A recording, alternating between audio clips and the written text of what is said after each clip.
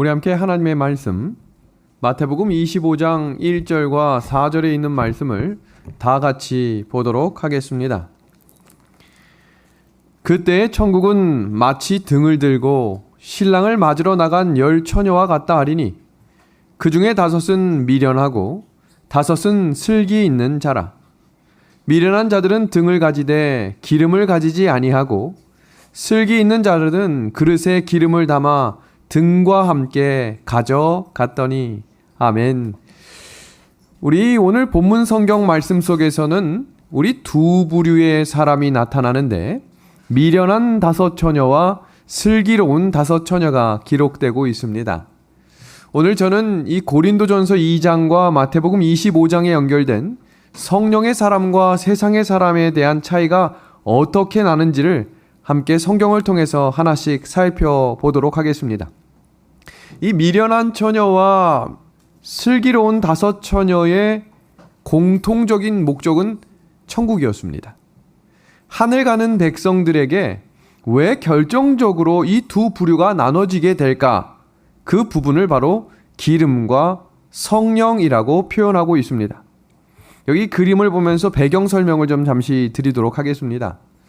당시 결혼 예식에 참여하는 백성들은 대부분 이렇게 등잔의 기름을 통해서 신랑이 오는 길을 준비할 수 있도록 예비하는 것이 당시 시대적 상황의 배경이었다고 주석은 말합니다.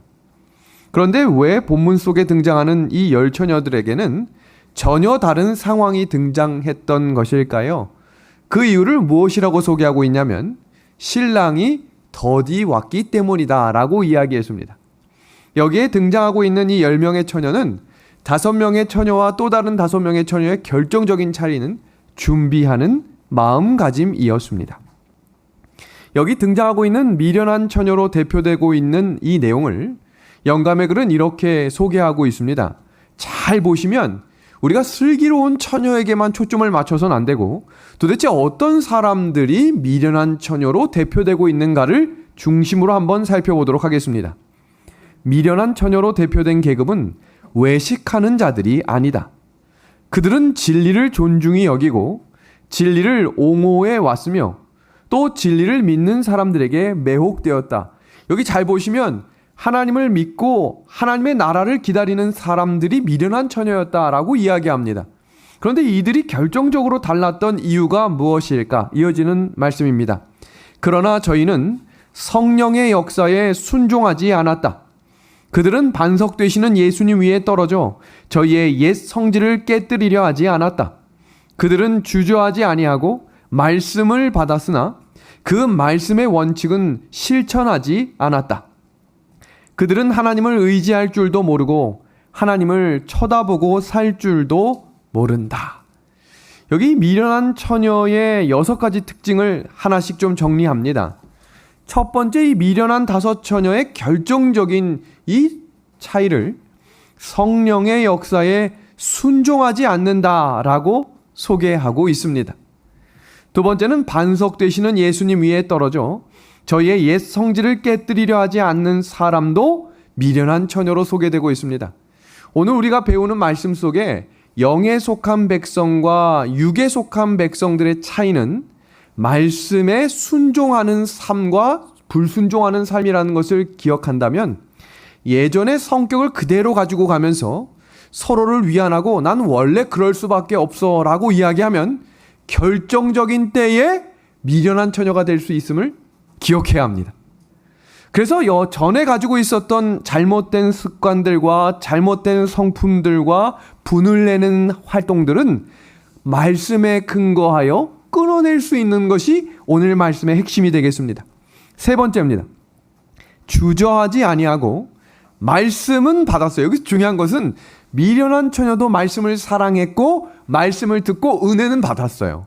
그런데 뭐라고 되어 있냐면 그 말씀의 원칙은 알았지만 생활 속에서 실천하지 않았다라고 소개되고 있습니다. 네 번째입니다.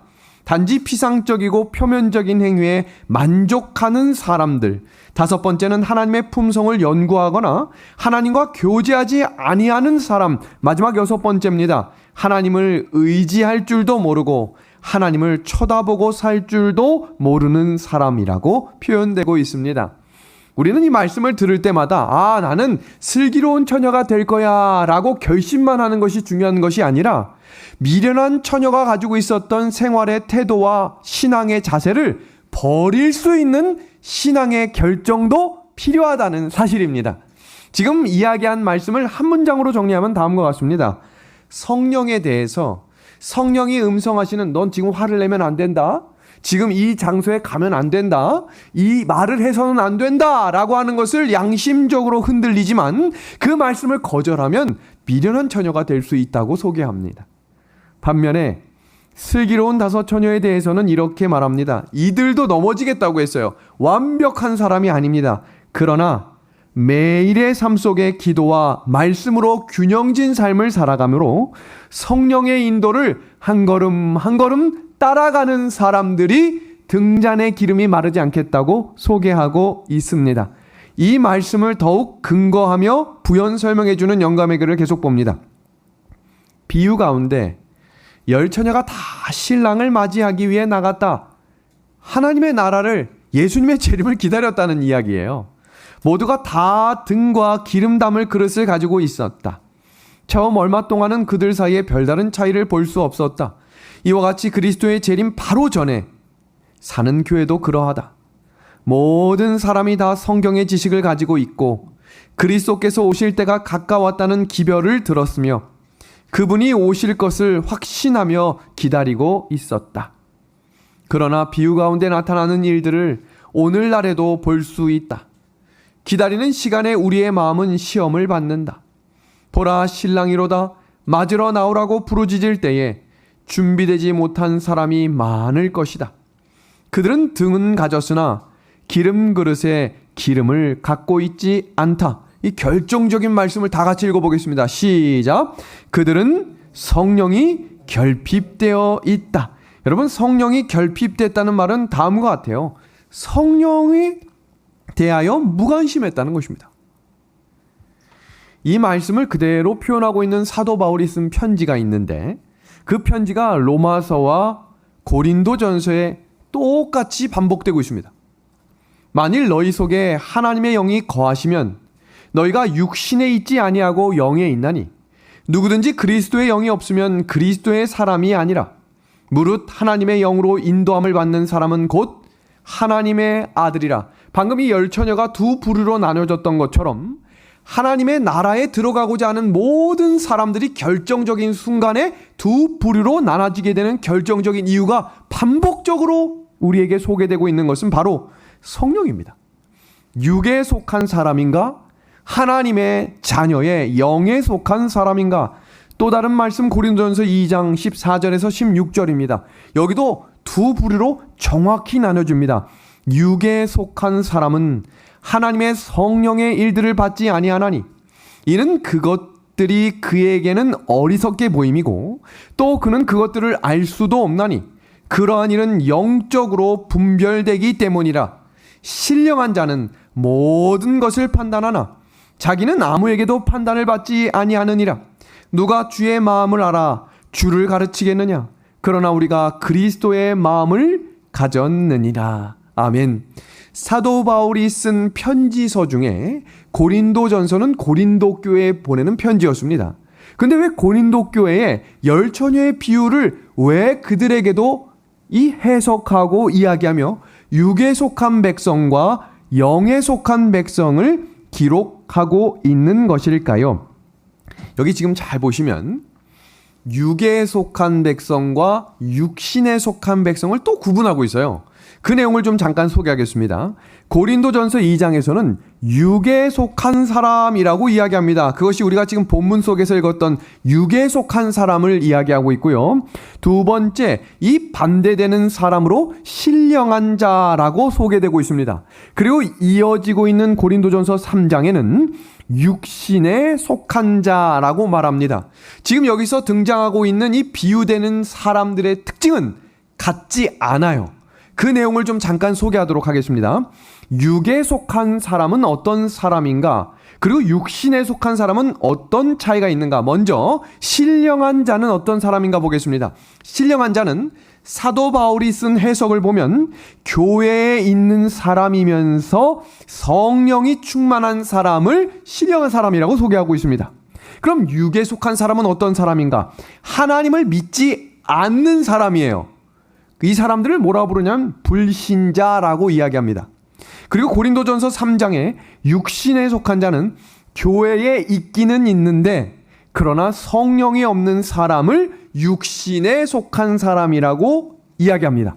우리가 대부분 마태복음 25장의 첫 번째 비유인 열처녀의 비유를 이야기를 들 때 단순히 성령이 필요하다라고 하는 이야기로만 들으면 이것이 무엇이 중요한지, 성령을 받는 삶과 받지 않는 삶이 어떤 차이가 있는지 결정적으로 배우는데 좀 부족해요. 그래서 그 내용을 알고 있었던 사도 바울은 고린도 교회의 사람들이 지금 대단한 혼란 속에 있었거든요. 그 혼란의 문제 가운데 하나님의 나라에 들어가는 준비가 도대체 무엇인지에 대해 소개하며 성령의 삶이 무엇인지를 결정적으로 나누는 것에서, 자 여기 보세요. 육에 속한 사람은, 불신자는 열처녀의 비유에 등장하지 않아요. 지금 열처녀의 비유에 등장하는 두 부류는 신령한 자와 육신에 속한 자입니다. 둘 다 교회에 다니고 둘 다 교회에서 봉사하고 둘 다 예수님을 기다리지만 그 둘이 결정적으로 차이가 나는 이유가 뭐냐는 겁니다. 그 이야기가 고린도전서 3장 1절부터 4절에 육신에 속한, 교회는 다니는데 성령이 없는 사람들의 특징이 이와 같다라고 풀이하고 있습니다. 그 내용을 같이 봅니다. 형제들아. 여러분, 사도 바울은요, 교회에 출석하지 않는 자들에게 형제들아 라고 부르지 않아요. 편지를 쓸 때 갈라디아 교인들이나 에베소 교인들이나 고린도 교인들을 부를 때 형제라고 불렀어요. 그러니까 지금 이 고린도전서 3장에 육신에 속한 자를 표현하면서 교회는 다니지만 너희들이 성령에 거하지 않으면 하늘에 거할 수 있는 백성이 될 수 없으니 이것을 주의하라. 그래서 쓴 편지입니다. 계속 봅니다. 내가 신령한 자들을 대함과 같이 너희에게 말할 수 없어서 육신에 속한 자 곧 그리스도 안에서 누구를 대함과 같이 한다라고 되어 있어요. 어린아이입니다. 잘 보셔야 돼요. 어린 아이들을 대함과 같다. 왜 그랬을까요? 내가 너희를 젖으로 먹이고 밥으로 아니하였고 이는 너희가 감당하지 못하였음이거니와 지금도 못하리라. 너희는 아직도 육신에 속한 자다. 지금도 못한다. 너희 가운데 시기와 분쟁이 있으니 육신에 속하여 사는 사람을 따라 행함이 아니리요.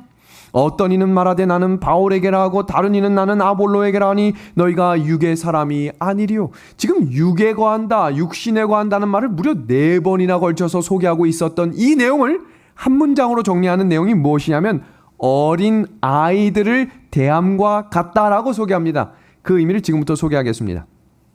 고린도 교회를 처음 세울 때 하나님을 처음 믿는 백성들이 다 어른이 될 수는 없어요. 이 말은 무슨 말이냐면 갑자기 이 아장아장 걷던 사람이 100m 달리기를 할 수 없는 것처럼 차근차근 신앙의 단계와 자라남을 경험하기 위해서 사도 바울이 처음에 그들에게 가르쳤던 말씀의 중심은 사랑이었습니다. 사랑이 왜 중요한지. 그런데 여러분 아시는 것처럼 로마서와 갈라디아서는 대단히 논리정연한 말씀들이 굉장히 많이 나옵니다. 사도 바울이 쓴 책 중에 그냥 일목요연하지 않은 책이 없어요. 아주 체계적이고 논리적인데 처음부터 그렇게 가르치지 않았다는 거예요. 단순하고 진리가 무엇이며 예수를 바라보는 삶이 왜 중요한지에 대해 핵심을 가르쳤는데 시간이 지날수록 그들에게 집중적인 성경을 체계적으로 가르쳤습니다. 여기서 가르치는 내용은 뭐냐면 언제까지 어린아이처럼 받아주는 것만 먹으면 안 된다는 거예요. 언제까지 은혜만 받는 사람이 되지 말고 그 은혜를 가지고 자라남을 경험한 믿음의 백성들은 하나님을 위해 순종하며 나아감으로 신앙을 위해 헌신하는 백성들이 되어야 하는데 자꾸 뭐만 하려면 받으려고만 하는 거예요. 주십시오. 은혜를 주십시오. 우린 받기만 하겠습니다. 그들에게 뭐라고 표현하고 있습니까? 그런 자세는 육신에 속한 백성으로 성령이 너희에게 필요 없는 백성이 되겠다. 여러분, 이 말씀을 좀 부연 설명하기 위해서 한 그림을 좀 보여드리겠습니다. 광화문에서 한 외국인이 오늘날의 교회는 타락했어요. 예수님을 찾으세요라고 하며 혼자서라고 이야기합니다. 여러분, 이것이 기독교 신문에 이렇게 나오면서 그 기사문이 무엇이었냐면 도대체 외국인 눈에 비춰진 한국 교회의 현실은 무엇일까라고 하며 그 내용을 쭉 설명하고 있는 내용이었습니다. 그 중에 나온 내용을 잠시 좀 소개하겠습니다. 주님은 우리를 십자가의 군병들이라고 말씀하셨지만 오늘날 대부분의 교회들은 군대라기보다는 차라리 신생아들로 가득 찬 산부인과 병원처럼 보인다. 때로는 수적으로 증가하고 있는 우리들의 교회를 바라보며 우리는 자신을 속인다.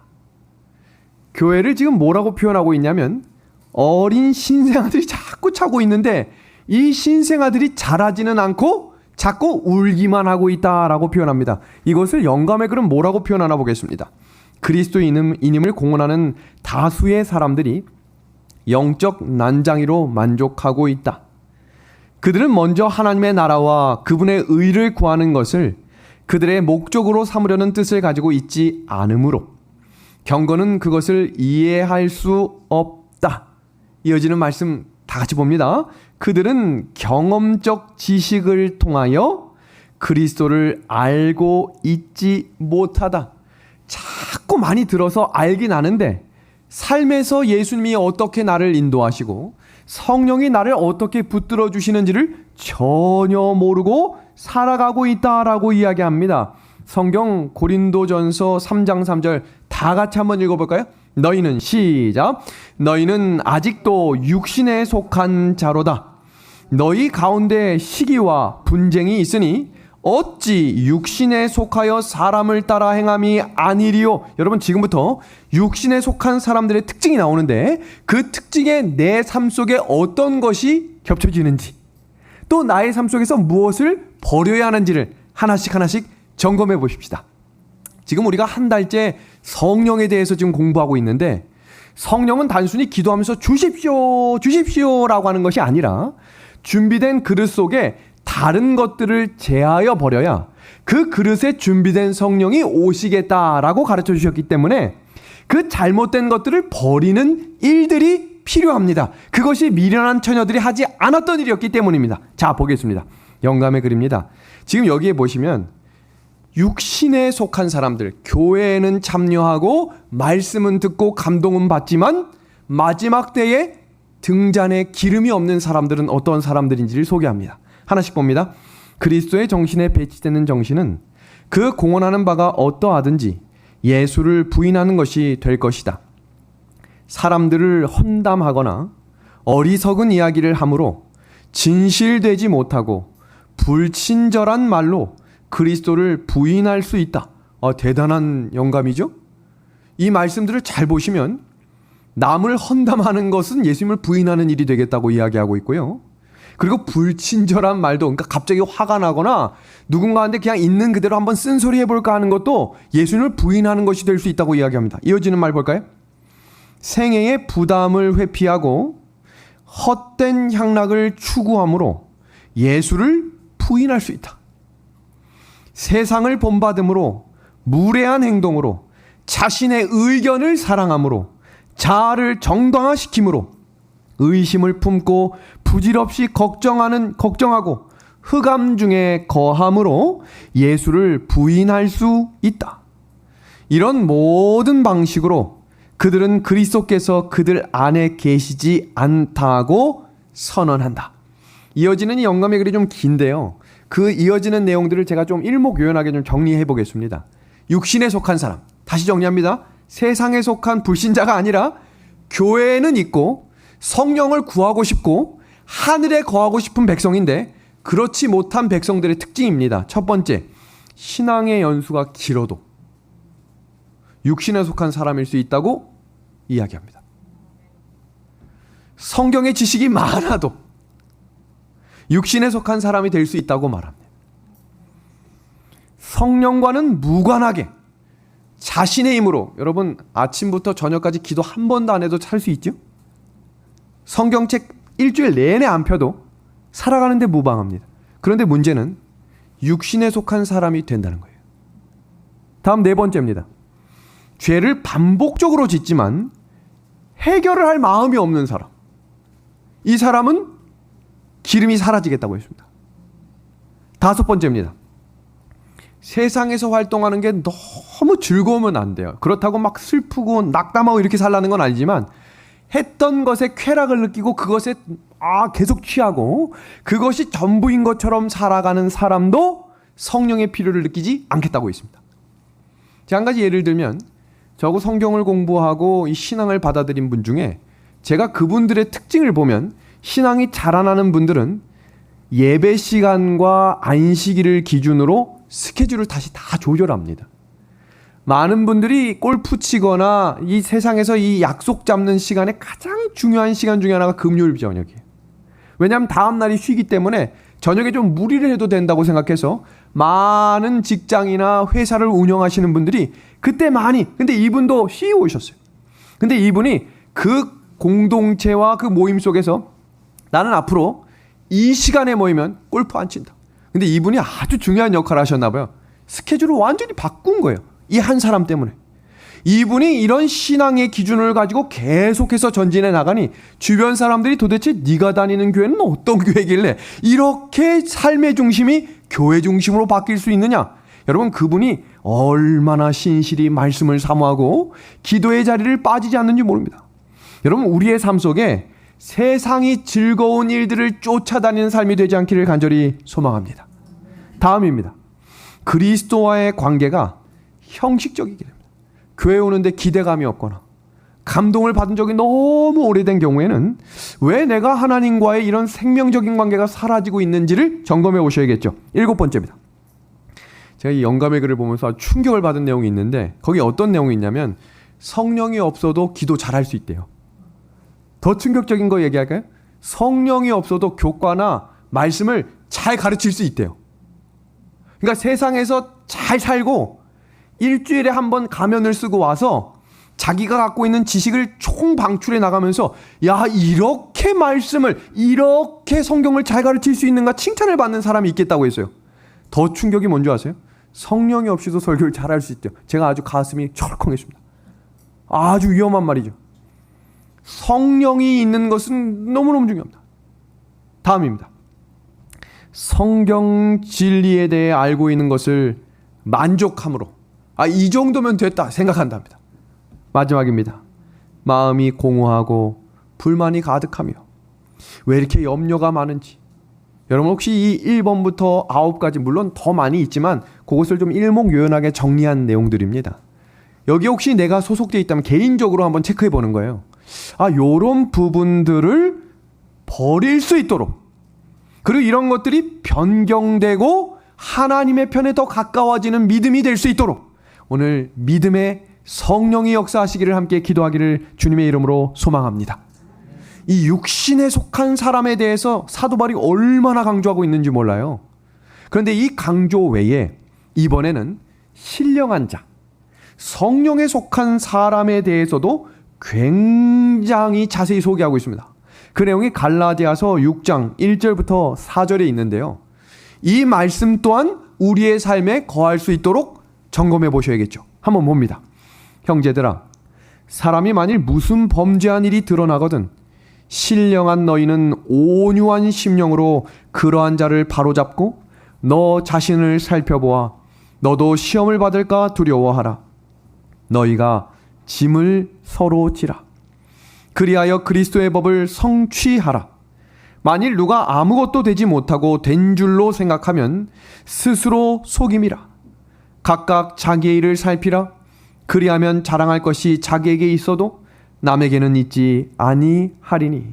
지금부터는 영에 속한 사람을 이 성경 말씀을 중심으로 하나씩 좀 정리하도록 하겠습니다. 영에 속한 사람은 균형진 신앙으로 매일 성령을 구하는 삶인데, 여기서 더 나아가서 어떤 구절이 있냐면 매일 성령을 구하는 사람보다 매 순간 성령을 구하는 사람에게 하나님은 더 성령 주시기를 원하신다라고 되어 있어요. 하루에 한 번만 아침에 일어나 성령을 구합니다 라고 기도하면 끝나는 게 아니고요. 순간순간 결정적인 일을 결정할 때, 또 순간순간 마음에서부터 올라오는 죄들을 누를 때, 우리가 성령을 구하는 기도가 끊임없이 있어야 된다는 것입니다. 다음 두 번째입니다. 자신을 돌아보며 우리는 의인이 아닙니다. 왜냐하면 성경에 의인은 하나도 없다고 했죠. 그리고 의인일지라도 우린 넘어지겠다고 했어요. 몇 번씩이요? 7번씩 넘어집니다. 매번 넘어질 때마다 중요한 삶은 반복적인 죄가 나의 삶에 찾아올 때 그 순간 즉시 하나님께 엎드리셔야 합니다. 그리고 제가 이 반복되는 죄를 하나님 이겨낼 수 있는 힘을 주십시오. 기도해야 합니다. 세 번째입니다. 영에 속한 사람은 성도들과 화목한 관계를 지고요, 서로의 짐을 져주기를 너무 좋아하는데, 여러분, 내가 좋아하는 사람만 좋아하는 것은 이기적이다라고 영감의 글은 소개합니다. 사랑할 수 없는 사람도 사랑할 수 있도록 기도하며 나아가는 것이 지혜로운 처녀가 등잔에 기름을 채우는 일이라고 성경이 소개하고 있다면 그렇게 하실 분들 아멘 합시다. 근데 이게 중요한 것은 내가 하는 것이 아니라 그것 또한 하나님께서 힘을 주시겠다고 했습니다. 다음 네 번째입니다. 온유한 심령으로 다른 사람을 섬기고, 이어지는 구절에 어떻게 되어 있냐면 나눠주는 것이 기쁘다 그랬어요. 나눠주는 것. 여러분, 먹다 남은 것 말고 좋은 것을 구별하여 나눠주는 일들이 시작되어야 합니다. 먹다가 이거 안 되겠는데, 이거 버려야 되겠는데, 이런 거 말고 처음 들어왔을 때부터 여기저기 나누어주는 일들이 즐거운 삶이 되었으면 좋겠습니다. 그리고 그 나누어주는 것뿐만 아니라 그 나눔 속에 무엇도요? 선교의 삶도 계속해서 일어날 때 성경은 끊임없이 성령을 부어주시는 삶이 되겠다고 소개합니다. 다음 7번째입니다. 자꾸 영향을 받는 삶. 누가 이렇게 했더니 이렇게 흔들리고, 주변이 이렇게 하니까 이렇게 흔들리는 삶이 아니라 묵묵히 선한 감화를 끼치는 자가 되어야 한다라고 소개하며, 8번째는 자신의 모든 것이 하나님의 것임을, 지금 내가 가지고 있는 집이나 자녀나 내가 갖고 있는 모든 지식이나 건강도 하나님의 것임을 인정하는 사람을 성령에 속한 사람이라고 소개하고 있습니다. 그리고 마지막 9번째는 하나님의 말씀에 순종하는 것이, 이걸 내가 이렇게 또 해야 되니, 이걸 어떻게 하나, 이게 아니고요. 하나님의 말씀이 순종하는 게 너무 즐거운 사람이 성령에 속한 사람이라고 소개하고 있습니다. 여러분, 이 육신에 속한 사람과 영에 속한 사람의 정확한 구분은 이렇게 소개됩니다. 영감의 글 봅니다. 그리스도교는 죄를 사하는 이상의 의미가 있다. 우리의 죄를 제거한 다음에 그 빈자리를 성령의 은혜로 채운다는 의미이다. 이어지는 말씀 계속 봅니다. 그것은 또 신령한 빛으로 마음을 밝히고 하나님 안에서 즐거워하는 것을 의미한다. 그것은 빈 마음에서 그리스도께서 임재하심으로 축복을 누리게 되는 것을 의미한다. 우리 이어지는 영감의 말씀 다 같이 한번 읽어볼까요? 그리스도께서, 시작. 그리스도께서 우리의 심령을 다스릴 때에 그것은 순결하게 되고 죄에서 해방된다. 그리하여 복음의 계획의 영광과 충만함과 완전함이 우리의 생활 속에서 완성된다. 여러분, 신약 성경에 반복적으로 나오는 성령의 충만한 삶과 연결된 삶 속에 빠짐없이 나오는 단어들이 있어요. 한번 공통적으로 나오는 단어를 눈여겨보시길 바랍니다. 너희는 유혹의 욕심을 따라 썩어져가는 구습을 따르는 옛사람을 벗어버려라. 다음 구절입니다. 그런즉 거짓을 버리라. 다음입니다. 모든 악독과 노함과 분냄과 떠드는 것과 비방하는 것. 아까 육신에 속한 사람들의 특징이었죠? 모든 악의와 함께 뭐하라고 소개하고 있어요? 뭐하라? 버려라. 다음입니다. 망령되고 허탄한 신화를 또 뭐라고 되어 있어요? 버려라 라고 되어 있습니다. 우리를 양육하시되 경건하지 않은 것과 이 세상의 정욕을 다 뭐하라고 되어 있어요? 버려라. 다음 구절입니다. 베드로전서 2장 1절은 베드로가 성령 충만한 역사를 경험한 이후에 이 말씀을 기록합니다. 같이 한번 읽어봅니다. 그러므로, 시작. 그러므로 모든 악독과 모든 기만과 외식과 시기와 모든 비방하는 말을 버리고. 여러분, 우리 오늘부터 결심하십시다. 다른 사람 욕하지 말기. 왜 아멘 안 하세요? 결심. 근데 또 할 수 있어요, 없어요? 할 수 있어요. 그럼 그때 어떻게 하면 좋을까요? 입을 막아요. 입을 막는 거예요. 누구에 대해서 안 좋은 소리 하고 싶을 때 하나님 도와주십시오. 그렇다고 부부끼리 서로 입을 막거나 입을 때리거나 그렇게 해서는 안 되겠습니다. 왜냐하면 제 얘기가 아니라 성경이 뭐라고 이야기하고 있으니까, 육신에 속한 자들아, 비방하거나 헌담하거나 남에게 안 좋은 부정적인 이야기 하라 하지 마라. 하지 말래요. 하나님께서 심판하실 겁니다. 심판은 하나님께 속해 있다고 믿고, 억울하고 분내고 서러운 것들을 다 하나님께 말씀하심으로, 아주 중요한 말씀할게요. 나하고 싸움하지 않으면 사람하고 싸우게 됩니다. 그래서 성경은 자아를 죽이라고 이야기한 거예요. 나하고 싸우십시오. 나하고. 입이 나오려고 하면 막으시고. 안 된다. 하나님이 하지 말라고 했다. 이어지는 영감의 글입니다. 사람이 구주를 받아들이게 될 때, 아주 중요한 말씀입니다. 완전한 평화와 완전한 사랑과 완전한 확신의 빛을 반영하게 된다. 우리의 생활 속에 나타나는 그리스도의 품성의 아름다움과 향기로 하나님께서 진실로 당신의 아들을 이 세상의 구주로서 보내셨다는 것을 증거하게 된다. 아멘. 여러분, 이 성령의 감화를 받은 사람들이 내 의지와 상관없이 몸에서부터 풍겨나오는 것이 뭐냐면 바로 성령의 9가지 열매예요. 지금 잘 보시면 이 9가지의 열매가 사도 바울이 고린도 교회에, 또 로마 교회에, 에베소 교회에 편지하며 갈라디아 교회에 편지하며 계속해서 영에 속한 백성의 특징을 강조할 때 사용되는 단어가 이 9개의 단어입니다. 저희가 방금 전에 읽었던 영에 속한 백성 9가지 특징에도 이 9가지 열매들이 다 들어있어요. 우리 한번 읽어볼까요? 오직 성령의 열매는 뭡니까? 사랑과 기쁨과 화평과 오래 참음과 자비와 양성과 충성과 온유와 절제라고 소개하고 있습니다. 그러면서 갈라디아서 5장 25절에 이렇게 말합니다. 우리가 성령으로 살면 성령으로 행할 것이다. 그러니까 내 의지가 아니라 성령을 우리가 구하고 육신에 속한 백성의 삶을 버리게 되면 우리의 삶 속에 향기가 드러나는데, 이런 삶이 드러나겠다는 것입니다.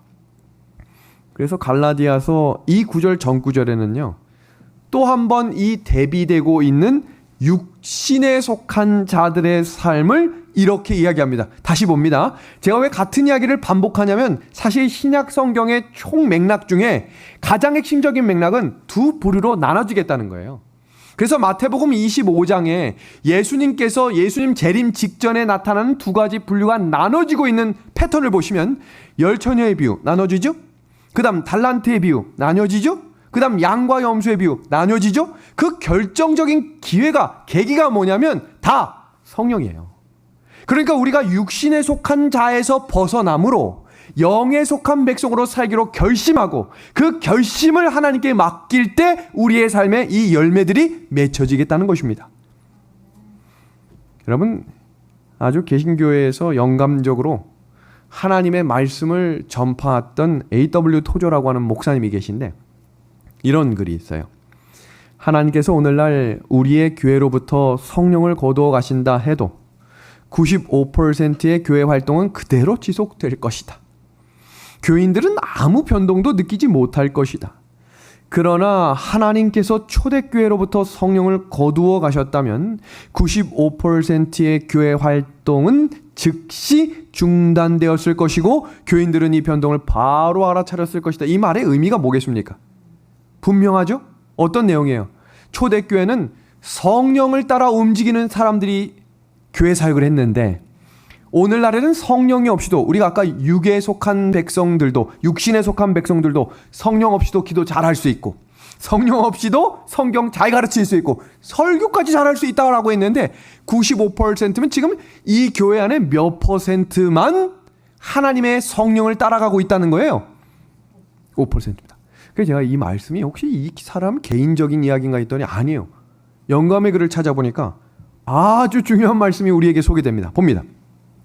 현재 교회 농명책에 기록되어 있는 20명 중 한 사람도 20명 중 한 사람입니다. 그들의 지상에서의 생애를 마감할 준비가 되어 있지 않다. 20명 중 한 사람이니까 몇 %예요? 와, 아주 분명하죠? 이어지는 구절입니다. 그리고 그들은 진실로 일반 죄인들과 마찬가지로 이 세상에서 하나님도 없고 소망도 없는 자와 같이 될 것이다. 저는 이 퍼센테이지가 정확한 개념으로 소개되고 있지 않고 굉장히 적은 무리일 것이다 라고 소개되고 있다고 믿습니다. 그래서 성경에서 이 구절 속에 어떤 구절이 있냐면 성경에 남은 자손이라는 구절들이 계속 반복됩니다. 아담으로부터 시작돼서 계시록 12장과 14장에 나타난 새 천사의 기별을 전하는 자들도 남은 자손이라고 이야기했거든요. 근데 남은 자손이란 뜻 자체가 뭐냐면 remnant, 적은 무리란 뜻이에요. 성경 처음부터 마지막까지 하나님의 편이 많았던 적은 한 번도 없어요.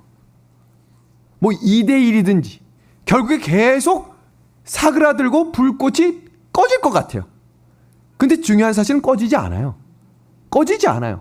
그래서 예수님께서도 마지막 때에 사람들의 믿음의 상태를 표현하시면서 이렇게 기록하셨어요. 인자가 올 때 세상에서 믿음을 보겠느냐? 영어 성경에 뭐라면 믿음을 볼 수 없다 이렇게 되어 있어요. 그러니까 신실한 믿음을 가지고 살아가는 백성들을 찾아보기 어렵다 이 말이에요. 다음 구절입니다. 노아의 때와 같이 인자의 임함도 그러하리라. 왜 마지막 때를 비유할 때마다 노아의 때와 롯의 때를 이야기했을까? 여러분, 그것은 숫자적인 의미도 포함되어 있어요. 노아 방주에 탔던 무리들, 소돔과 고모라에서 나왔던 무리들은 굉장히 소수였습니다. 여기서 중요한 것은 그 소수라는 의미 자체가 들어가기가 어렵다라는 표현이 아니라 하나님은 모두를 기다리시는 은혜의 분입니다. 맞지요? 그러니까 그 기회를 듣지만 뭐 하지 않는 거예요? 들으려 하지 않고 듣지만 뭐 하는 거예요? 거절했다 이 말이에요. 그 구절이 바로 이어지는 말씀이에요. 우리는 노아홍수 당시를 사람들이 먹고 마시고 즐기고 여기에 초점을 두시면 안 되고 들었어요. 그래서 어떤 사람은 영감의 글에 뭐라고 되어 있냐면 마음이 요동쳤대요. 그리고 동물들이 들어갈 때나 노아가 그 산꼭대기에 짖는 모습을 보고 오 정말로 그런 일이 있을 수도 있겠는데 근데 문제는 뭐냐면 돌아가 보니까 재밌는 게 너무 많아. 나중에 가야지 하고 끝난 것입니다. 여기 잘 보십시오. 홍수전에 노아가 방주를 들어가는 날까지 사람들이 먹고 마시고 장가들고 시집가고 있으면서 홍수가 나서 그들을 다 멸하기까지 뭐하지 못했다고 되어 있어요. 그러니까 영에 속한 백성들은 뭐한 백성이냐면 성령이 주시는 지혜를 통해 깨닫는 백성입니다. 그럼 그 깨닫게 되면 그 하나님의 말씀을 순종하기를 뭐하는 자들이라고 했어요? 좋아하는 사람들. 아, 너무 행복한 사람들. 하나님을 따라가는 길이 이 길이 고난과 어려움일지라도 하나님께서 약속하시는 길이 가장 선한 길임을 기대하며 나아가는 사람들이 저와 우리 믿음의 가족들이 되었으면 좋겠어요. 우리가 오늘 이 성경 공부를 하는 이유예요. 우리는 지금 공부를 해가지고 시험을 치려고 하는 게 아니거든요. 여러분, 영에 속한 백성 9가지를 기록하십시오. 이런 시험 문제는 안 나와요. 하늘 갈 때. 우리의 삶에서 드러나는 것이기 때문이거든요. 근데 우리가 항상 암송하고 있는 구절들 속에 이 구절들이 들어있습니다. 그러므로 깨어있으라. 왜 그럴까요? 깨닫지 못하는 사람들은 졸고 있을 것입니다. 그래서 우리에게 뭐라고 하냐면 깨어 있어야 합니다라고 권장하고 있는 것입니다. 여러분, 이 질문 한번 봐주세요. 우리가 섬기는 교회가 남은 교회일까? 라오디게아 교회일까? 이 삶은 우리 몸이 하나님의 거룩한 성전이라고 이야기했기 때문에 지금 나의 상황과 나의 마음의 성전이 남은 교회로 영에 속한 백성으로 지금 이 땅을 걸어가고 있는가? 아니면 육신에 거하지만 다음 기회에 다음에 해야겠다라고 하는 육신에 속한 사람인가를 점검해 보셔야 하겠습니다. 여러분, 성경에 등장하고 있는 라오디게아 교회는 교회 가운데 가장 마지막에 나타난 교회로 재림 직전의 교회입니다.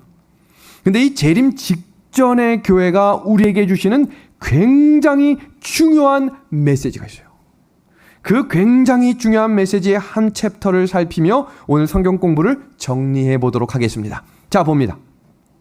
라오디게아 교회는 더 이상 교회가 없는 마지막 시대의 이야기이기 때문에 라오디게아 교회를 섬기고 사는 자들이 남은 교회가 되기 위해 성령에 붙들린 자들이 되어야 합니다. 그러면 라오디게아 교회의 뜻이 뭔가? 백성을 심판하시겠다. 여러분, 심판은 언제 일어나는 거예요? 끝날 때. 여러분, 금신상에 대해서 배울 때 머리부터 발끝까지 다 소개된 다음에 이 금신상이 끝나는 건 뭐예요? 돌나라가 딱 와가지고 뭐예요? 산산조각 내죠? 그걸 뭐라고 해요? 심판이라고 이야기하거든요. 그러니까 지금 라오디게아 교회가 이름 뜻 자체가 무엇을 준비하는 교회인 거예요? 심판이거든요. 그러면 열처녀가 그 신랑이 오시는 마지막 심판을 준비하기 위해서 영에 속한 백성으로 이 땅을 살아갔다면 우리도 라오디게아 교회 시대이지만 남은 교회의 지혜로운 처녀가 되기로 순복하셔야 합니다. 계속 이어집니다. 라오디게아 이 도시 자체가 유흥과 휴가지였어요. 이건 뭐냐면 여러분, 사람들이 제일 마음이 편안해지고 신앙이 제일 나태해질 수 있는 시간이 휴가철이랍니다.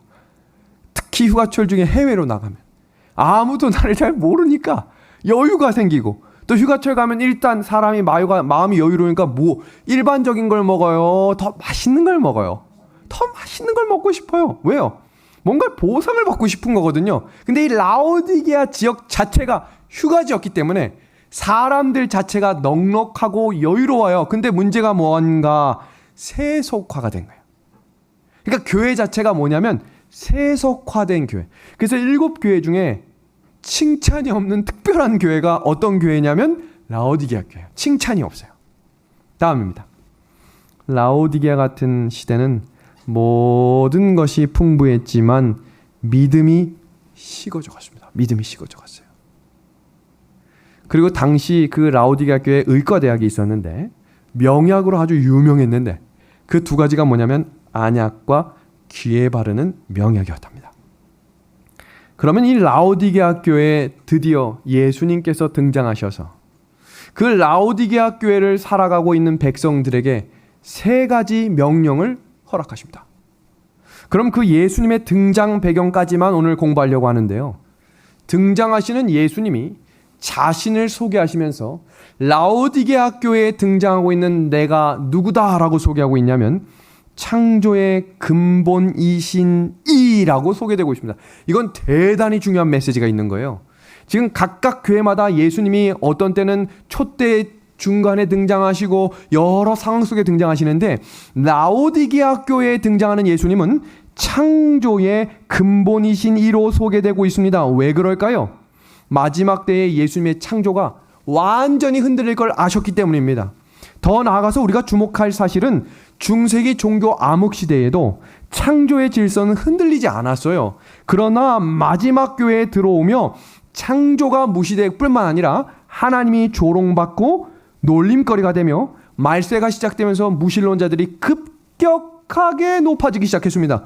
그 결정적인 시기가 언제였냐면 바로 1855년 찰스 다윈이 종의 기원을 발표하며 창조론을 부정하고 진화론을 주장하기 시작할 때부터입니다. 사단이 이 진화론을 만들게 된 결정적인 이유는 무엇이냐면 하나님을 잊어버리게 만드는 목표가 있었어요. 우리의 삶 속에서 기도와 말씀이 왜 중요한가? 적어도 기도할 때와 말씀 볼 때는 하나님을 생각하게 돼 있어요. 근데 그 기도와 말씀 시간이 사라져버리면 하나님을 생각할 수 있는 시간조차 사라집니다. 생각해 보세요. 아무리 바쁘고 아무리 분주해도 하고 싶은 건 다 먹고 하고 싶은 일은 다 하는데 그런 일을 결정할 때 하나님 없이 할 수 있다 이 말이에요. 그런데 사단은 삶 자체가 하나님 없는 삶이 될 수 있도록 마지막 때에 가장 강력한 영향을 준 것이 뭐냐면 진화론입니다. 이 진화론이 왜 무서운 것이냐면 하나님께서는 예언의 역사를 통해 지구가 하나님이 보이지 않는 손으로 운영되고 주관하시는 주권자이심을 선포했는데 지금 사단이 만든 진화론은 뭐냐면 인간이 중심이다. 사람이 핵심이다. 그러니까 사람에게 집중하면 누가 보이지 않게 되는 거예요?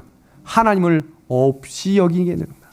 인본주의라는 뜻 자체가 뭐냐면 모든 것의 중심이 인간이다라고 하는 뜻입니다. 인본주의는 하나님보다 인간이 먼저라는 건데요. 여러분 지금 학생들이 배우고 있는 초등학교 교과서와 학생들이 배우는 중고등학교에 배우는 모든 서적들이 이 진화론을 강조하기 시작하며 여러분 점점 학생들은 사라지고 교회 안에 청년들이 사라질 수밖에 없는 이유는 다음과 같습니다. 그 이유는 그들이 받는 교육이 인본주의 교육이기 때문이고 지금 이 시대에 불려지고 있는 MZ세대라고 하는 불려지는 많은 세대들이 나 중심적으로 살아갈 수밖에 없는 이유가 무엇이냐면 포스트 모더니즘 자체가 사람 중심이요. 내가 좋으면 하고 내가 싫으면 안 하는 거예요. 삶의 중심이 하나님이 아니라 나 중심이기 때문에 세상을 자꾸 누구 중심으로 돌아가게 하는 거예요. 나 중심입니다. 그런 학생들과 그런 청년들에게 하나님이 중심인 인생이 얼마나 복된 인생인지를 성경을 통해 보여주는 삶이 되어야 합니다. 그런데 더 충격적인 것은 이런 인본주의가 교회 안에도 너무나 깊이 들어와 있기 때문입니다. 여러분, 라오디게아 교회의 가장 큰 문제점은 이것입니다. 자기 스스로가 뭐가 부족한지를 모르는 겁니다.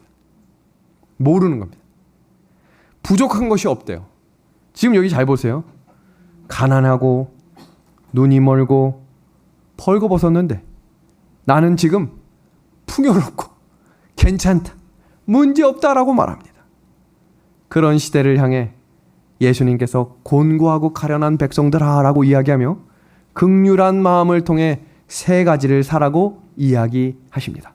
그 처방전, 다음 시간에 라오디게아 교회를 향한 하나님의 사랑의 편지가 왜 성령의 교회가 될 수 있는지에 대해 소개되고 있는 계시록의 라오디게아 교회와 성령의 역사하심을 함께 공부하도록 하겠습니다. 오늘 배운 내용 총정리해 볼까요? 육신에 속한 백성과 영에 속한 백성, 열처녀의 비유로 생각하시면 됩니다. 각각 9가지를 배웠죠? 그 9가지 하나하나씩을 점검해 보시면서 내 삶에서 버려야 할 것들과 내 삶에서 취해야 할 하나님의 말씀이 무엇인지를 점검하심으로 말씀을 따라 순종하는 삶이 즐거워지는 저와 우리 믿음의 백성들이 되기를 소망하며 오늘 말씀을 마치도록 하겠습니다.